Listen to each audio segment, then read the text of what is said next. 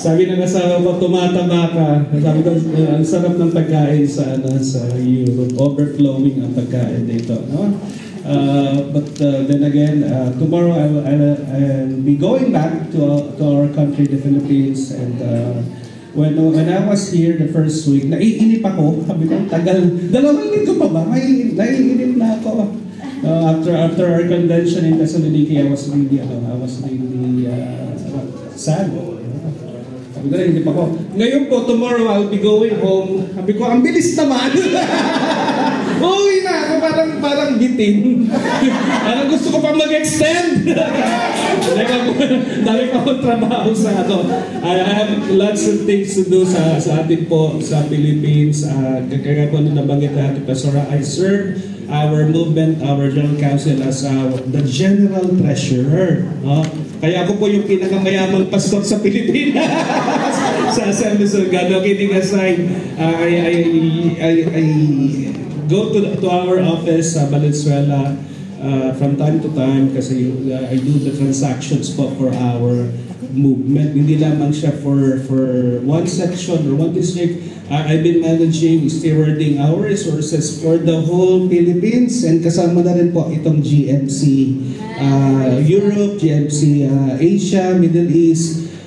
Isa po sa mga binamanage natin doon sa ating office yung po mga resources ng ating movement.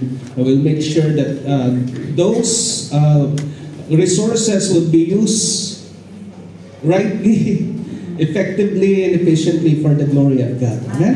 Amen.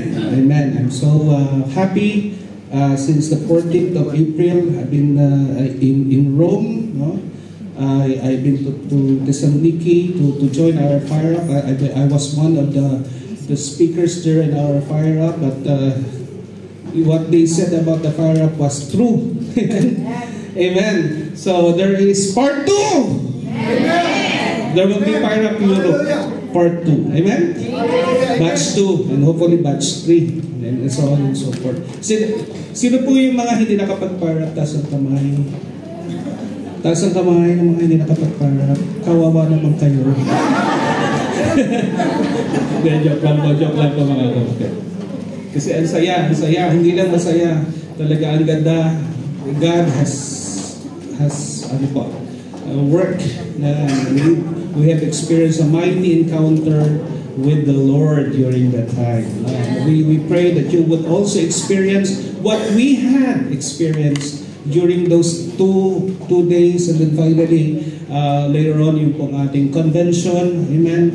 There was also a powerful move of the Lord during our convention dun po sa Thessaloniki. And I've stayed for several days sa Athens. Salamat sa Panginoon. It's been a wonderful experience too, going to Athens. May mga ba dito? Para kanu? Okay. Pero dito yata, buongiorno. Buongiorno. Ciao. Okay. So, salamat sa Panginoon. And then finally, last Monday, I went back to Italy and I've been staying sa Gabayan Hotel ba? Sa Gabayan. Meron sa Philippines sa Kabayan Hotel. You know that? Dito sa Italy, sa Milan, merong Gabayan Hotel. hindi Kabayan. Okay, thank you, Pastor Alan, Pastora Jane, for being my host, my ating mga host dito po sa Milan. Amen. Are you happy this morning? Are you blessed this morning? Amen. Pag-usapan po natin, if you are ready, tell to the person beside you, I'm ready. I'm ready. Handa na ba kayo? Ang sagot? Hindi. Ang sagot doon, kahapon pa. Okay, ulitin natin. Handa na ba kayo? Hindi ganun. Dapat last week pa. Handa na ba kayo? Very good. Palapakan natin ng Panginoon. Hallelujah. So, our message for today will be divided in two kasi medyo mahaba kung pag-i-excite natin. First part of our message, we will talk about the Holy Spirit, who He is and what He is doing, what He does. And later on this afternoon, we will talk on how we can receive the Holy Spirit sa ating pong buhay. Okay po ba kayo doon, mga kapatid? Amen. Pag hindi okay, magagawa. But that is our message, or that would be how we would have our message divided today sa ating pong fellowship, sa ating pong pagsasama-sama. Let us seek God's presence and ask His anointing and blessing upon us this morning. Father, we pray in the name of Jesus, through the power of the Holy Spirit, that you would open our hearts and minds to receive the wonderful gift of your words that would speak to us, transform us, and change us from glory to glory, and that our lives will be magnified, will be sanctified, and will continue to glorify you. This is our prayer. In the mighty name of Jesus, we pray. Amen. Glory to God. So today, this morning, pag-usapan po natin, mga kapatid, yung works of the Holy Spirit. Amen. The Holy Spirit, by the way, is a person. Sabi nyo nga, person. Sabi kasi ng ibang mga cults, the Holy Spirit is just a power, an influence, a force. Parang yung sa Star Wars, yeah? May the force be with you. I grew up with Star Wars, by the way. But the Holy Spirit, if we read the Bible, especially the New Testament, we will see that the Holy Spirit is not just as a force, it's not just an influence. The Holy Spirit is a person like you and me. Amen. The Holy Spirit has intellect. He has a mind. The Holy Spirit has emotions. The Holy Spirit can be grieved. Amen? And of course, the Holy Spirit has a will. He decides.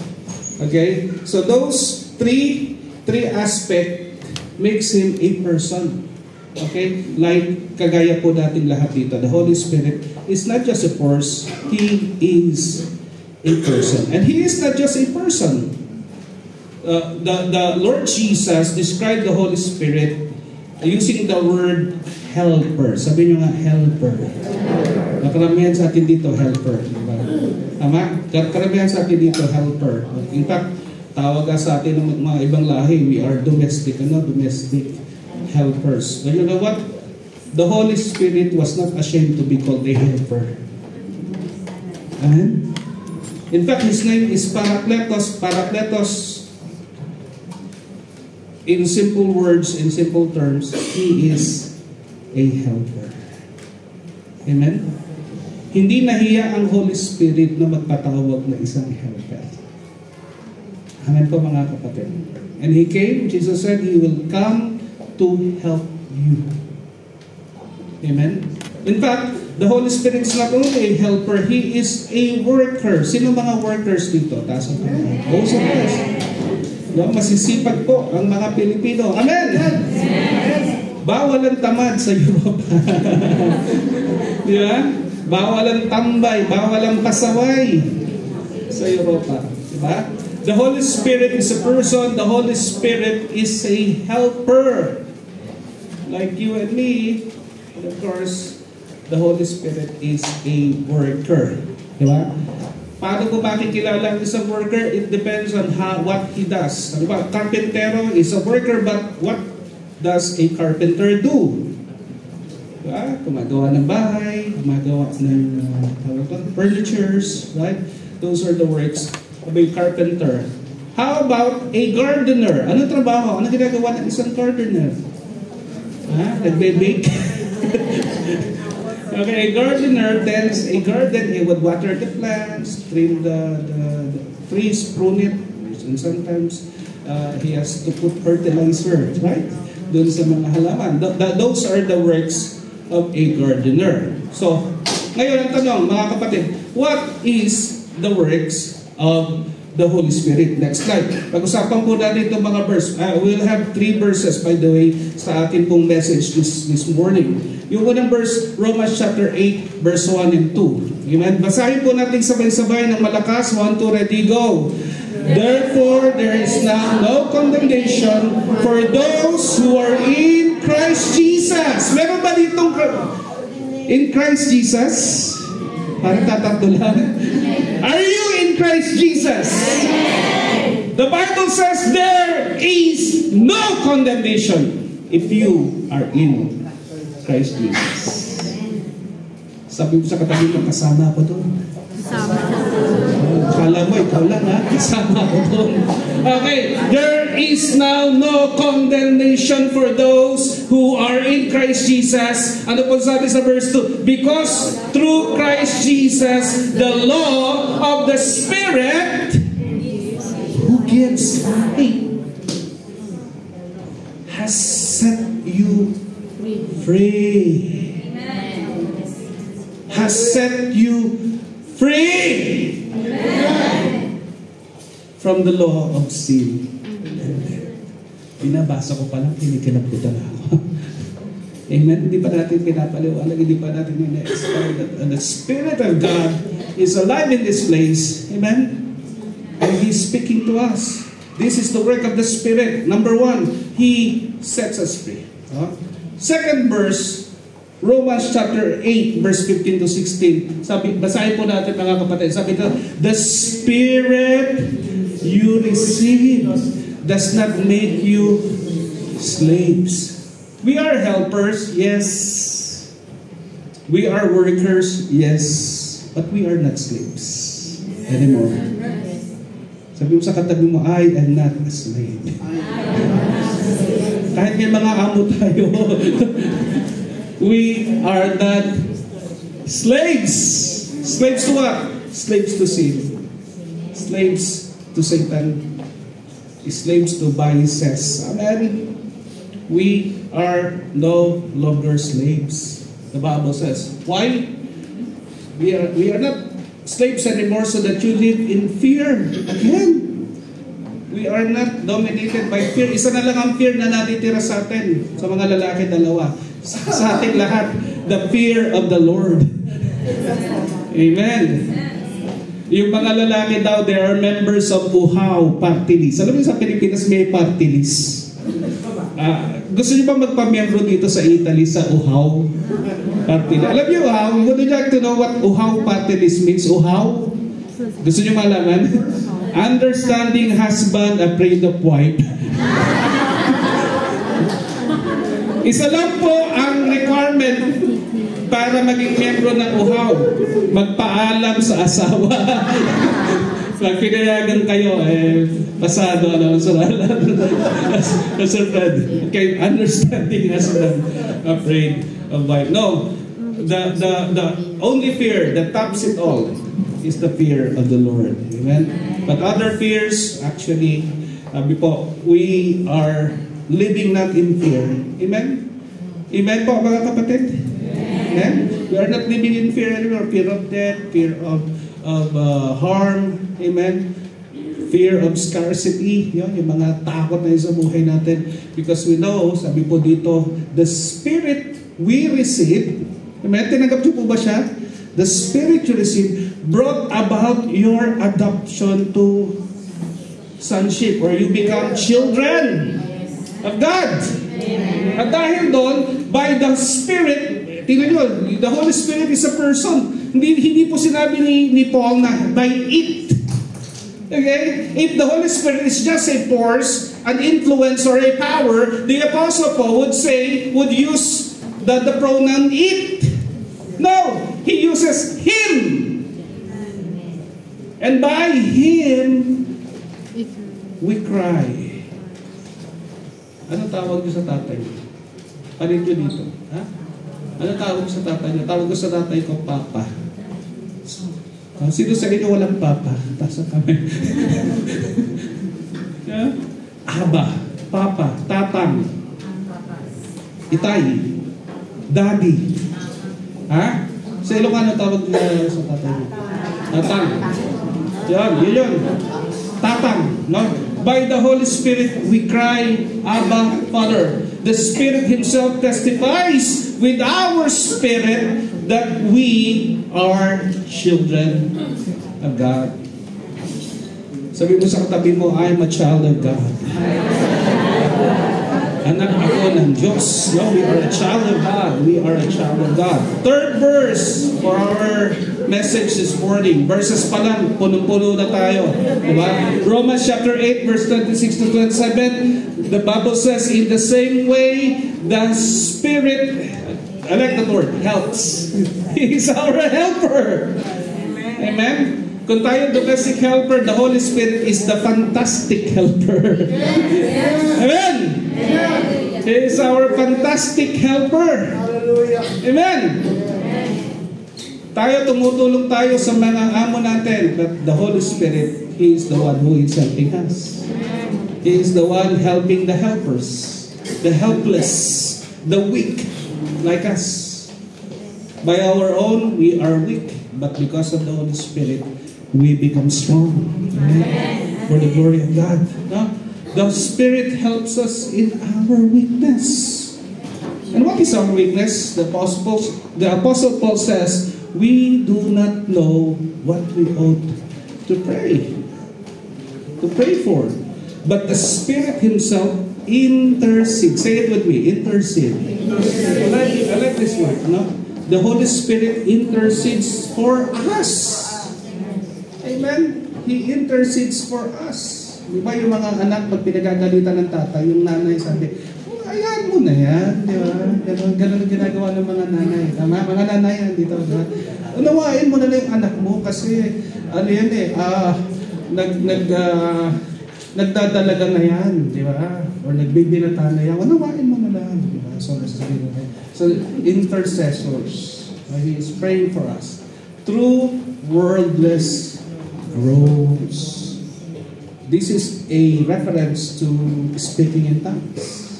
My friends, mga kapatid, sabi nila nasa Acts lang daw yun. No, you see, this is praying in the Spirit, by the way. The Holy Spirit intercedes for us to wordless groans. At itong maganda, verse 27. And He, again, the pronoun, He. Okay? He who searches our hearts knows the mind of the Spirit, because the Spirit, that's the word again, intercedes for God's people. Are you God's people? Amen. Are you God's people? Amen. Amen. Therefore, mga kapatid, you have that privilege. You have this great, great privilege that the Spirit of God is interceding for you. Siya yung nakikiusap sa Diyos, sa Ama, in our behalf. On our behalf. Okay? In accordance with the will of God. Hindi siya magpe-pray ng isang bagay na against sa will ng Panginoon. Diba? Hindi siya magpe-pray ng something that is outside the will of God. Okay, to sum it up, ito po mga verses, let's put it into a logical presentation. Number 1, next slide. Nakita po natin mga kapatid, ito pong Romans chapter 8 ay nagkaroon po ng transition from Romans chapter 6 refers to a change. Kanina sinabi ni Pastora na namatay yung amo. Kaya namatay yung amo. Basically, that is the thought. Oh, Pastora, ni sister pala, sorry po, mukhang prophetic yung sinabi ko. Hallelujah! Okay ba kayo doon? Okay, Romans chapter 6 talks, the Apostle Paul talks about a change of master. Okay, before we were slaves to sin, pero dahil kay Jesus, nung namatay si Jesus, kasama tayong namatay sa kasalanan. Amen? Okay, because namatay ka na sa kasalanan, hindi na kasalanan ng amo mo. Dati amo natin ang kasalanan. Tama po mga kapatid? Dati, we cannot sin. We cannot stop sinning. Okay? At yun ang sinabi ni Pablo sa Romans chapter 7. Let's move on. Ito po yung struggles ni Paul. Romans chapter 7 describes the condition of a man who still relies in his own works to be holy. Sabi ni Paul, gusto kong bumait pero di ko magawa. Nagrarap no? Basically, that's the essence of Romans 7. Ulitin natin, gusto kong bumait pero di ko magawa. Di ba? Gusto niyang bumait pero di niya magawa. The good thing I want to do, I do not do, I cannot do. Those things that I ought to do, I am powerless to do. But the thing I don't want to do, those things I keep doing. I don't want to sin, but I keep on sinning. Ayoko ng kasalanan, pero yung kasalanan ang binabalik-balikan ko. I keep on doing the things that I don't want to do. Those are the struggles that the Apostle Paul expressed in Romans chapter 7. Are you struggling? Yeah. Are you experiencing the same struggle? Yeah. And the words I, me, and myself, these words are used 47 times. Ako. Ay, kaya pala may problema. Because andun po yung self. Okay? Minsan, you point of, you always see people as the problem. But you know what? Most of the time, the problem is self. Right? Parang naghahanap ka ng kapintasan, ng problema, you don't have to look further, any further. Just look at the mirror. And you will see the source of the problem. Why do we have conflicts? It's because of self. Why do we have hardships in life? Wrong choices. And because of wrong choices, bad consequences. Follows wrong choices. It's because of self. Diba? Sinabi na ng buhag. Pastor, pogi ko eh. Hindi mananampalataya. Pastor, dadaling ko naman sa church. Ayun. Alam niyo po mga kapatid, Tagalog ako. Hindi ba sa Pilipino we call it nanliligaw. The root word of the word nanliligaw is the word ligaw. You get lost. Nililigaw ka, parang pusa. Remember, if you have cats in the house, pag marami na, lalagay sa sako, you put the cats in the sa sack, and then you go to a far place, and then doon mo siya, you will release that cat, no? Sino nakaka-relate sa sinasabi ko? Yeah? Inililigaw mo so that the cat will not come back, will return to your house, di ba? So yun po mga kapatid, ang problema, sabi ni Paul, he pinpointed the problem itself. Okay? I, me, and myself. Ang tawag doon, schizophrenic. The word I alone is found 28 times in chapter 7. So self-centric. Yan po yung struggle. And because of self, because the self is under slavery, it cannot go beyond. The force of sin is so strong that self cannot overcome it. Diba? It's like the force we call gravity. Right? Did you learn that in school? The law of gravity. The law of gravity. It's like a law of gravity. The law of gravity states that whatever you throw up will come down, will fall down on earth, towards earth. The pull is so heavy, the pull is so great that it takes an enormous amount of energy for a vehicle to go out of Earth's atmosphere, di ba? Takes those huge rockets. I've been to kasama sila Sarah dito sa Da Vinci. Yeah. And we saw those big rockets there, and they use that to counteract the effect of gravity. So mga kapatid, yun po yun.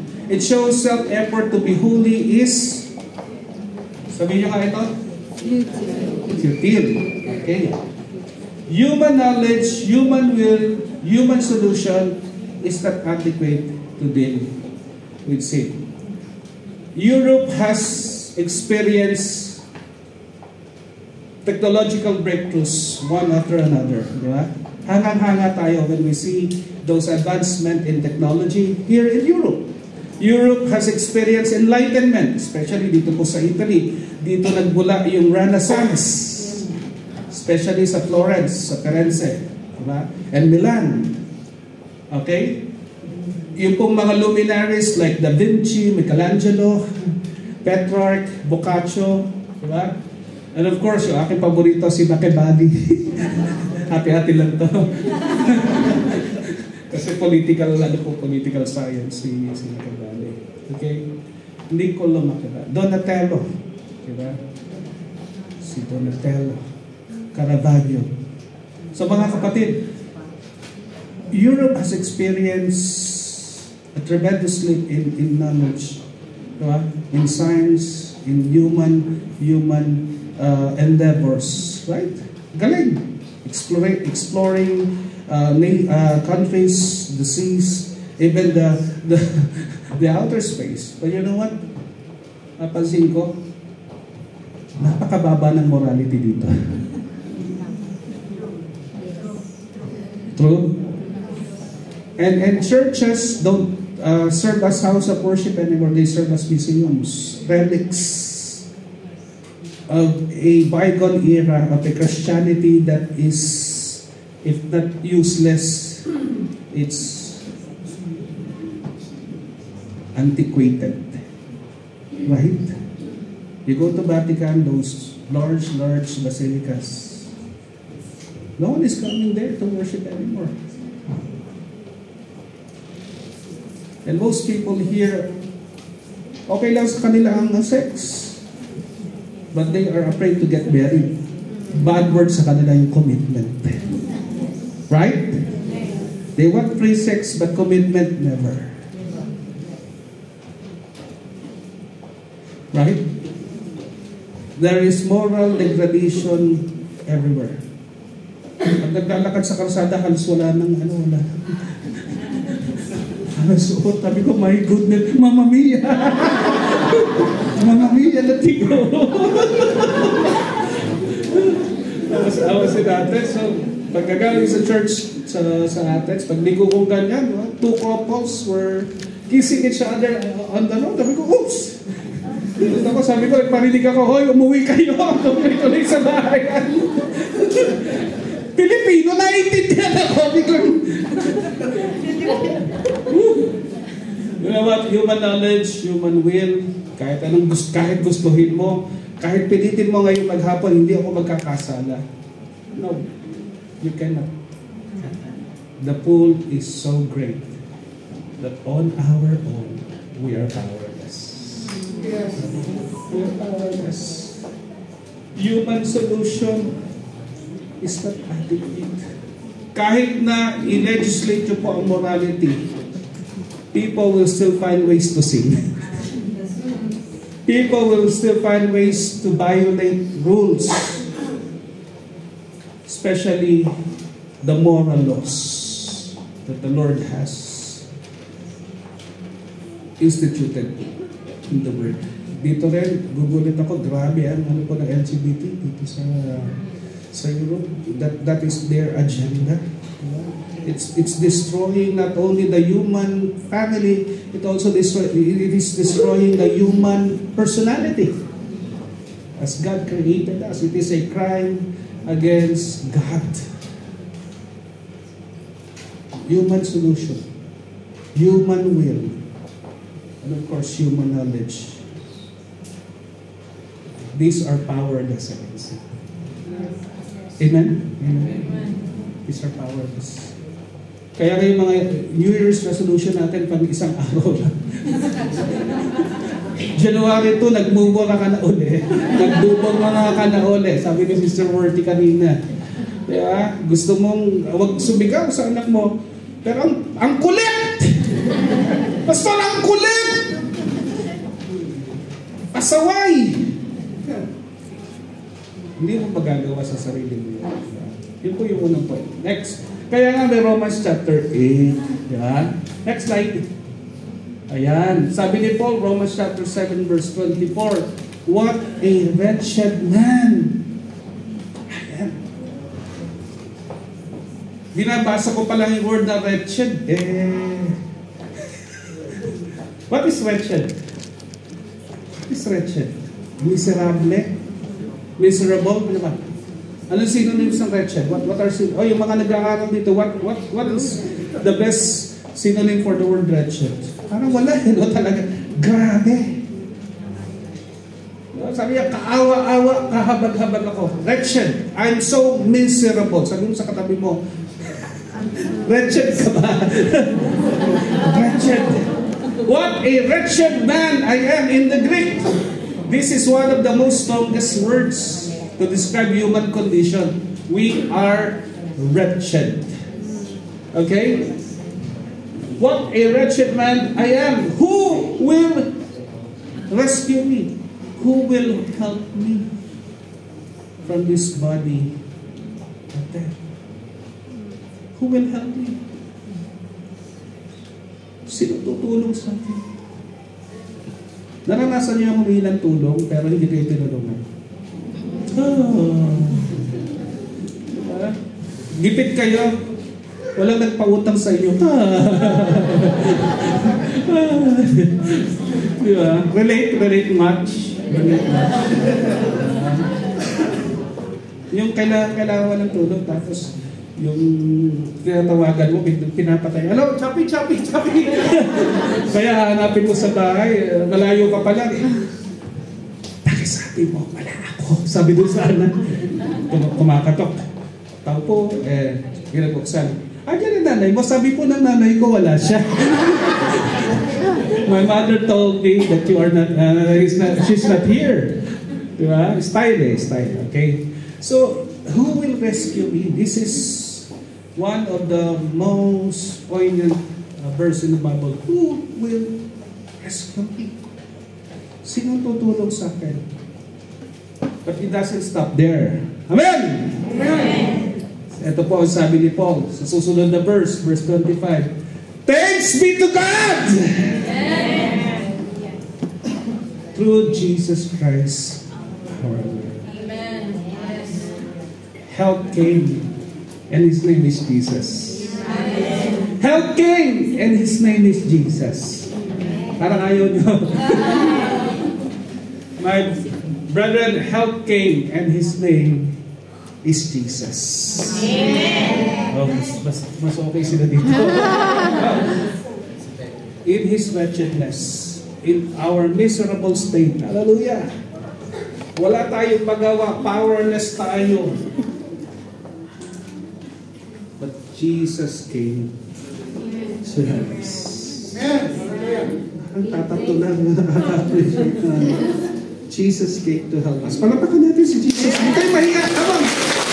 Let us praise Him. Let us thank Him. Hallelujah. Jesus came. Sabi dito, thanks be to God. Help came. Rescue arrived. Nasusunog yung bahay mo, natrap ka dun sa itaas. Ang init. May usok. The smoke is really suffocating you. And then something from afar, you hear the siren. Anong nangyayari? Diyan ang tubo. Tapos maya-maya bumababa yung bombero, yung fireman. And they're setting up their equipment in their ladders and they would climb up towards you. And when they extend their hands, you feel relief. Because finally, someone rescued. Yes. Jesus did that for you. Yes.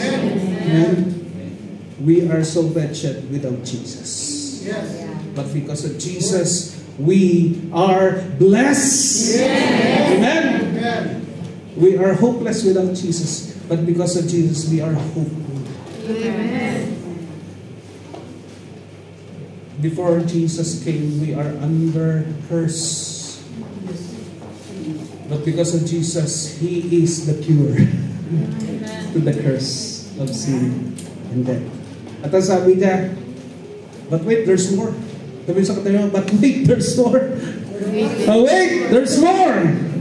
Sabi ni Jesus, may kasunod ako. I will send you the Spirit.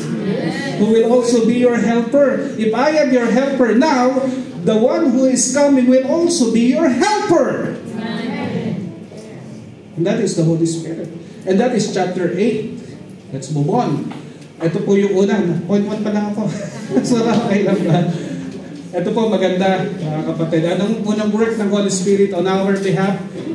Paano tayo tinutulungan ng Holy Spirit? Number 1, the Holy Spirit brings freedom! Yes! We were slaves. We were under the bondage of sin and death. But the Bible says in Romans chapter 8, verse 1 and 2, the Holy Spirit gives us freedom from sin. Amen. Sa Thessaloniki, isa sa paborito namin kanta, Malaya, Malaya, Malaya, Malaya. Amen. Amen. Malayang sumigaw. Sumigaw. Malayang sumayaw. Nakahalukod ko, malayang sumayaw. Malayang, ano? Sunod na,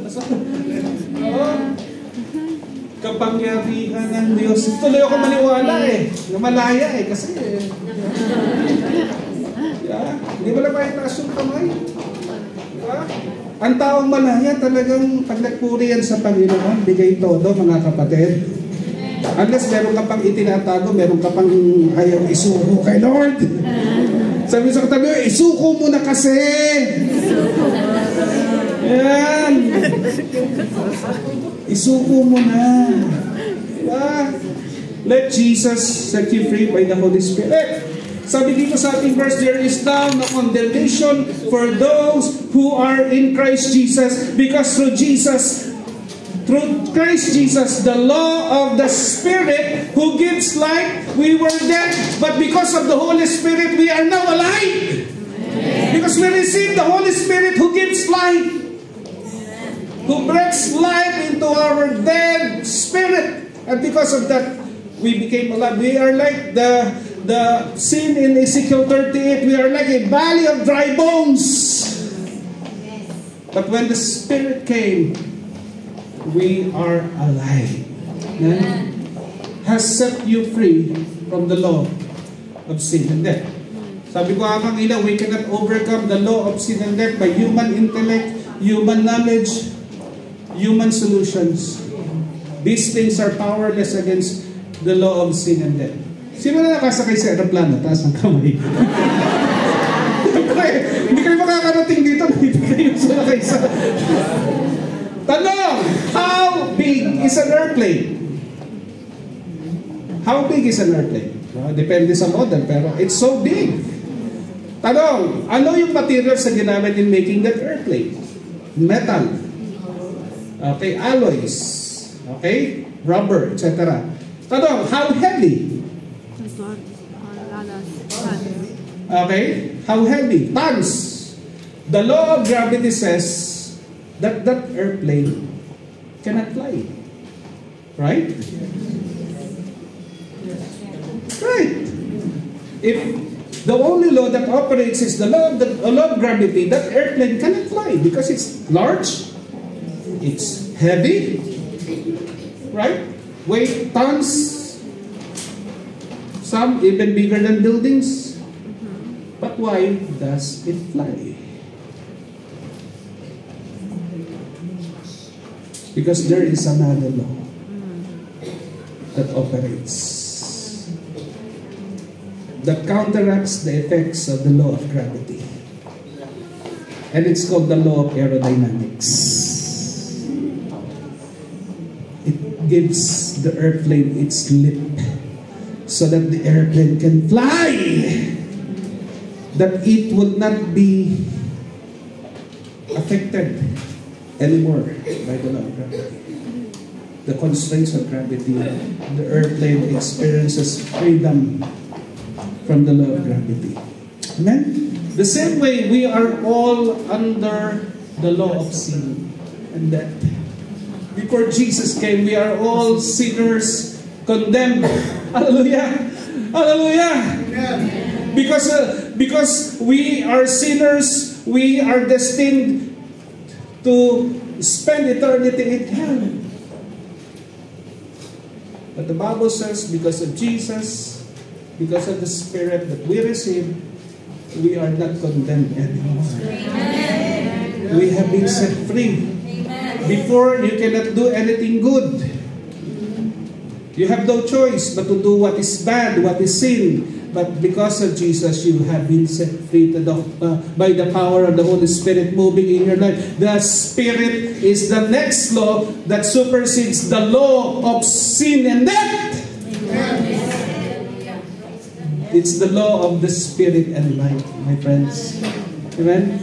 If you have the Spirit, the Holy Spirit, you have the Spirit of life living in you.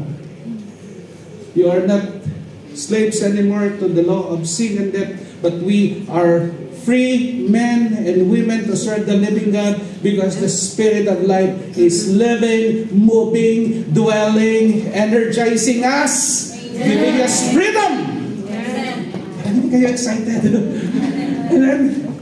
He gives us freedom. Sabihin na nga natin malakas, 1, 2, 3. At the count of 3, let's say freedom. Okay, ready? 1, 2, 3. Freedom! Ha? Hindi, lakas. Sa side na to. 1, 2, 3, say. 1, 2, 3. Freedom! Dito sa side na to. 1, 2, 3. Freedom! Medyo mas malakas doon. Gutom dito sa side na to. Okay, dito sa side na to. Sama-sama na kayo. 1, 2, 3. Freedom! At dito syempre sa mga kabataan. 1, 2, 3! Freedom! Usog sila dito. Maraming nakain. Palakpakan natin ang Panginoon. Lahat tayo, sabay-sabay. 1, 2, 3! Freedom! Hindi ka na alipin ng kasalanan. You are not a sinner. You are not under sin. You are not under bondage anymore. We experience the freedom that Christ gives through the Holy Spirit. Amen. Yung aeroplano, sabi ng gravity, hindi ka makakalipad. Pero sabi po ng law of aerodynamics, pwede siyang lumipad. Sinasabi ng mundo ni Satanas, hindi ka pwedeng mamuhay ng malaya sa akin. Alipin kita. Laging kasalanan ang gagawin mo sa buhay mo.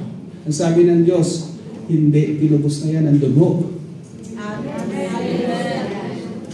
ni Kristo. At hindi lang yung dugo, pinuspos pa yan ng banal na Spirit. Satan has no hold on you anymore, my friends. Because we have been set free. The Spirit brings freedom. Next slide. Hindi lamang po yun. Sige, kapasan natin yan. Next slide. Number 2, the Holy Spirit does not only give us freedom. Ang sarap. Masarap na maging malaya, pero hindi pa doon nagtatapos, mga kapatid. It doesn't end there. The Holy Spirit brings intimacy. Yes. With God. Hallelujah. Hallelujah. Woo. Yes. Hallelujah. Praise the Lord. Thank you, Lord. The Holy Spirit gives us intimacy with God. Sabi mo sa katabi mo, sino ka ba? Who you? Di ba? One time may nakabaga ako sa airport eh. Hindi mo ba ako kilala? Sabi ko, hindi po. Hindi mo ba kilala? Sino po ba kayo? Di ba? Ito pa maganda. Before Jesus, we are enemies of God. We are condemned. We are nobodies. Wala tayong kwenta. Our identity is really, ano po? We're nobodies, basically. But you know what? Because of Jesus, because of the Spirit, ito po maganda mga kapatid. Are you with me? Are you listening? Amen. You receive, you are no longer slaves because you are free. Amen? Amen? Sabi mo sa kapatid mo, hindi na ako alipin. Amen? Amen? Amen? Hindi na tayo alipin. We are not slaves anymore. We are not slaves to sin. So that you live in fear again. We are not living in fear anymore. Amen? Why? Because the Spirit we receive brought about our adoption.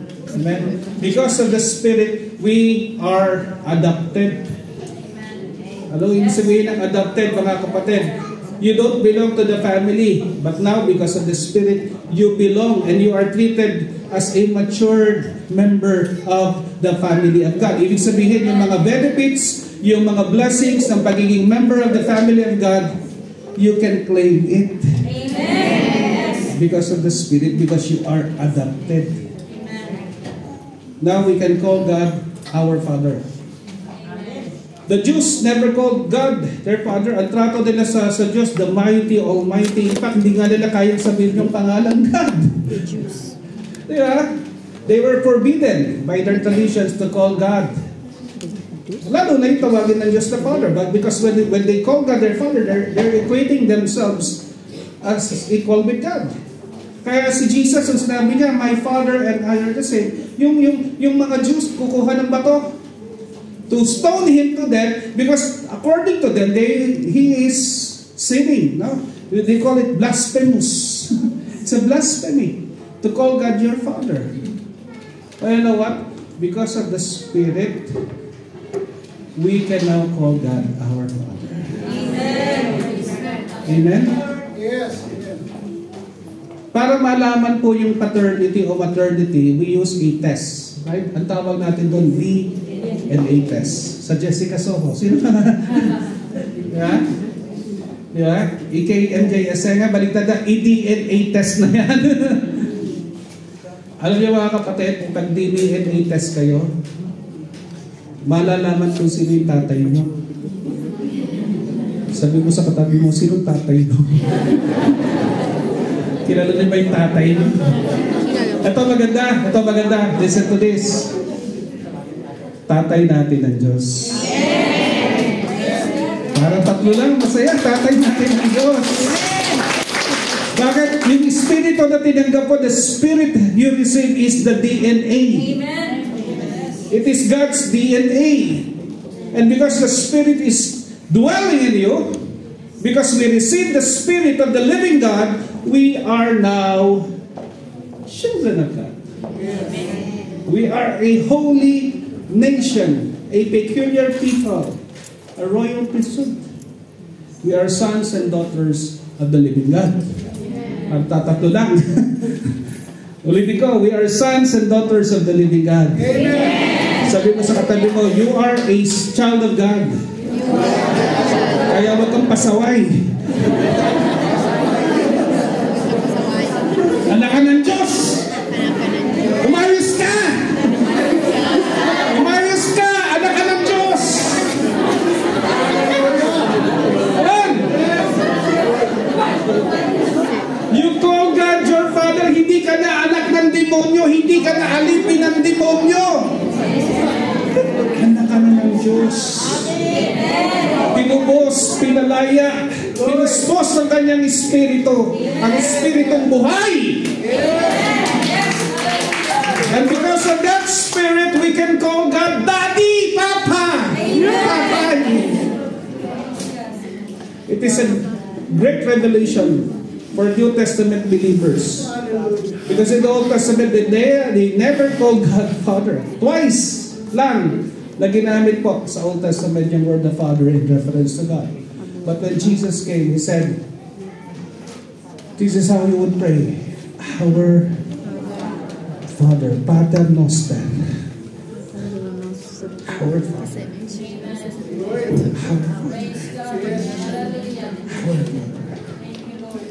You are not a bastard anymore.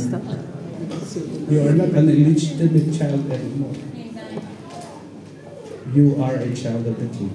Amen.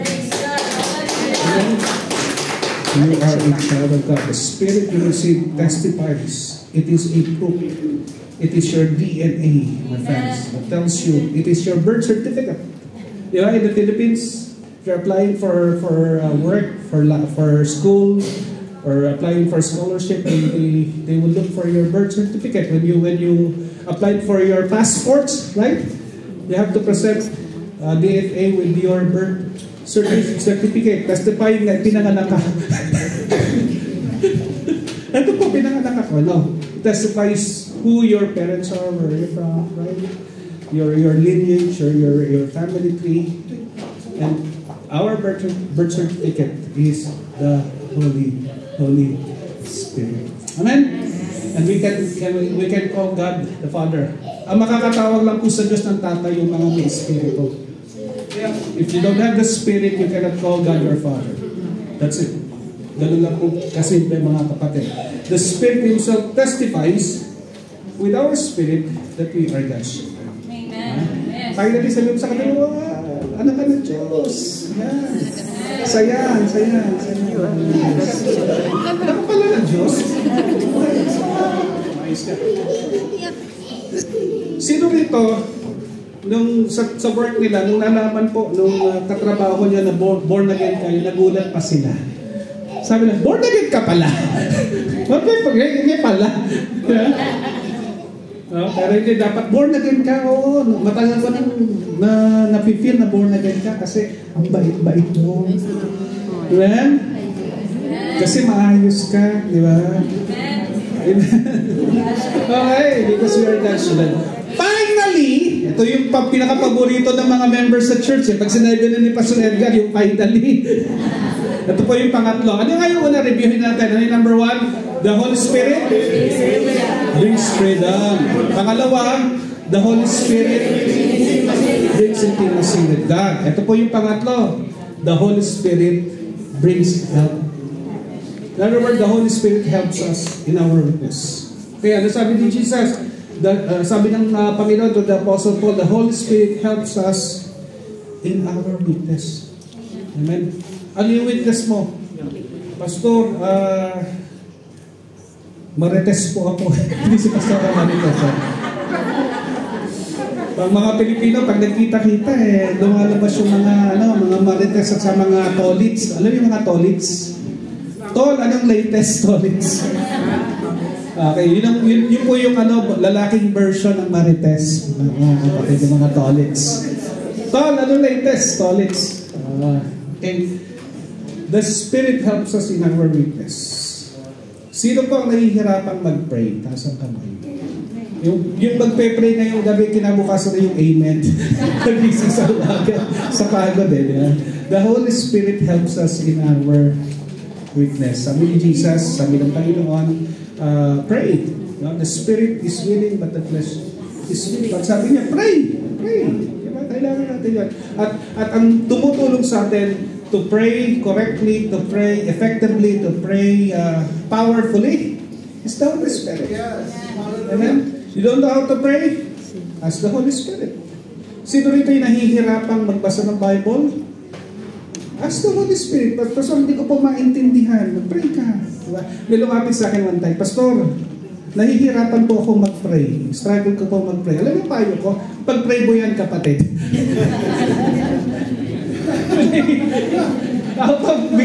biglang spur of the moment, sabi ko, nahihirapan ka mag-pray, sige, pag-pray mo yan. Ilan mo talaga solution doon?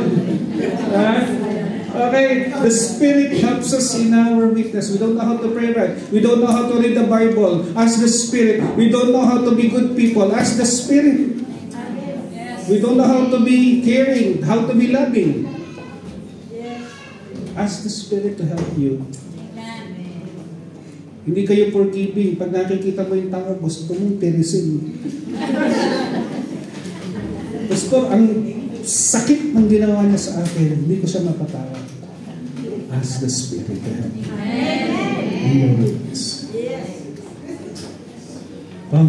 Lakas ang yes si Nanay. Sabi ko ask the Spirit. Holy Spirit, hindi ko talaga kaya. Tulungan mo. Jesus said, Acts chapter 1 verse 8, favorite verse sa Assemblies of God, and you shall receive dunamis. Power. You receive power. Para saan yung power na yon? To help us in our weakness. Diba? You receive power when the Holy Spirit comes upon you. Therefore, the Holy Spirit gives power. Amen? To overcome our weakness. Sabi niya, hindi tayo marunong manalangin ng tama, hindi tayo nakakapag-pray ng tama, hindi tayo nakakapagbasa ng Bible, hindi tayo loving, hindi tayo caring. Kailangan natin yung fruits ng Spirit sa ating buhay.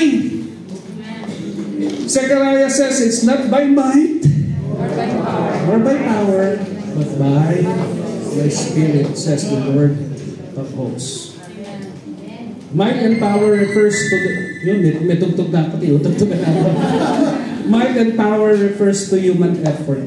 No? Human strength, both militarily, physically. But the Bible says it's not by physical strength, it's not by human effort. Again, it's by the Spirit of the living God. Amen. The Spirit of the living God. Amen. Who is working, who is helping, who is interceding for you. He is making the impossible possible sa buhay mo, kapatid.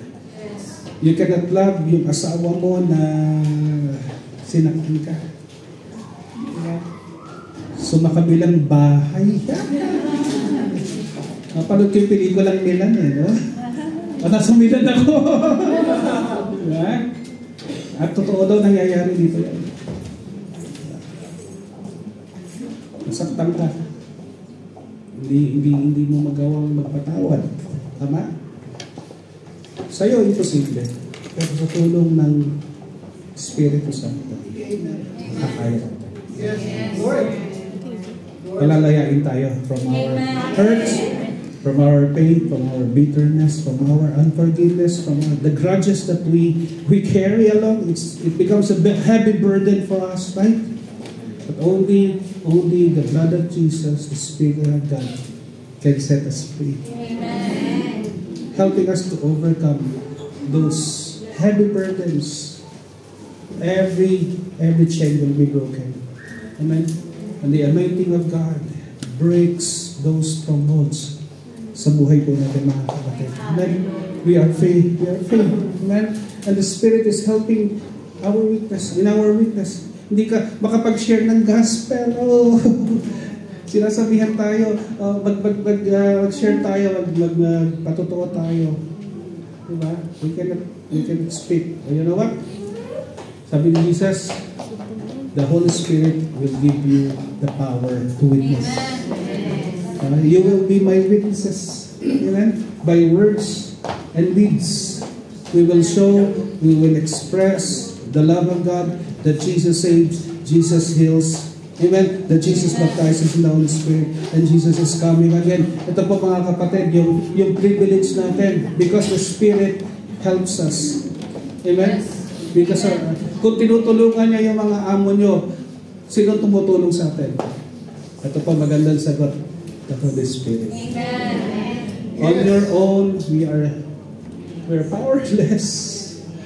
But because of the Spirit who is powerful, who enables us to overcome our struggles, to do the things that we cannot do on our own, but because the Spirit helps us in our weakness, nagagawa natin. Amen. Nagagawa natin maging pasensyoso. Nagagawa natin maging kalmado sa mga sitwasyon.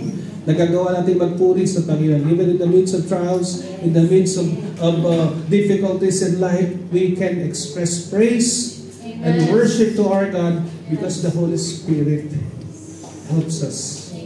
Especially during our times of weakness. It is when we are weak that the Bible says we are strong.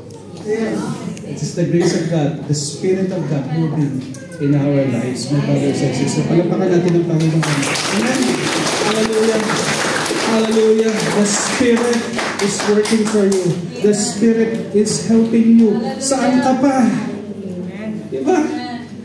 Bakit hindi mo siya tanggapin ang buong buo sa buhay mo? Alisin mo yung lahat ng hadlang sa buhay mo. Mga pag-uusapan po natin yan, mga kapatid. Next slide. I think this is the last slide.